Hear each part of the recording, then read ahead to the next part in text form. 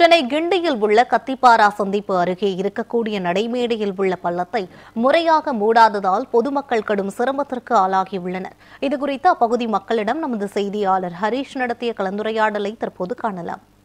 சென்னை கத்திப்பாரா சந்திப்பில் அருகில் இருக்கக்கூடிய நடைமேடை முழு ஒரு பள்ளம் ஏற்பட்டிருக்கிறது. அதனால் இந்த வழியாக செல்லக்கூடிய பாதசாரிகளுக்கு நிச்சயமாக அது ஒரு இடையூறாக தான் இருக்கிறது. மேலும் இங்கே இருக்கக்கூடிய இந்த பள்ளங்கள், மேலும் இதனால் இந்த பகுதியில் இருக்கக்கூடிய மக்கள் என்ன மாதிரியான சிரமங்கள் அடைகிறார்கள் என இந்த பகுதியில் இருக்கக்கூடிய மக்களிடமே கேட்டு தெரிந்து கொள்வோம்.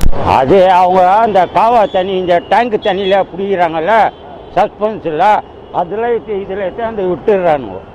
அதனால அந்த இடம் அப்படியே வச்சுக்கிறாங்க. உரங்கெல்லாம் விழுந்துடுறான், அடிபட்டுருது.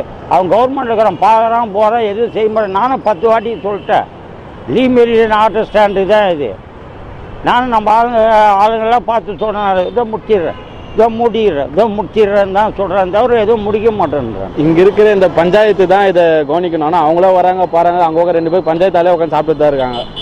அவங்களும் பார்த்தப்ப நான் வந்ததுலேயும் கிட்டத்தட்ட இங்கே வேலைக்கு சேர்ந்து 2 வருஷம் ஆகுது. இப்படி தான் கிடக்குது.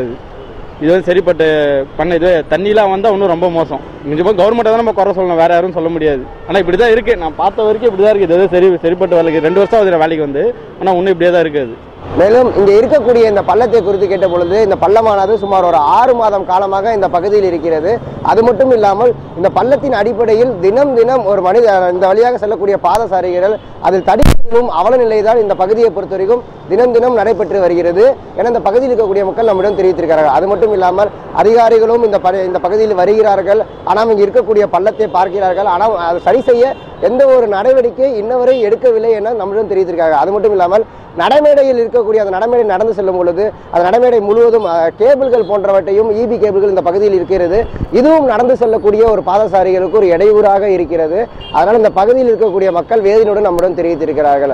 இதை உடனடியாக மாநகராட்சி தரப்பிலிருந்து இங்கே இருக்கக்கூடிய பள்ளத்தை மூட வேண்டும் மற்றும் இந்த நடைமேடையில் இருக்கக்கூடிய அந்த கேபிள்களை உடனடியாக அகற்ற வேண்டும் என இந்த பகுதியில் இருக்கக்கூடிய மக்கள் பிரதான கோரிக்கை வைத்திருக்கிறார்கள். நியூஸ் 7 தமிழ் செய்திகளுக்காக ஒளிப்பதிவாளர் கலைவாணனுடன் செய்தியாளர் ஹரீஷ் மனோகரன்.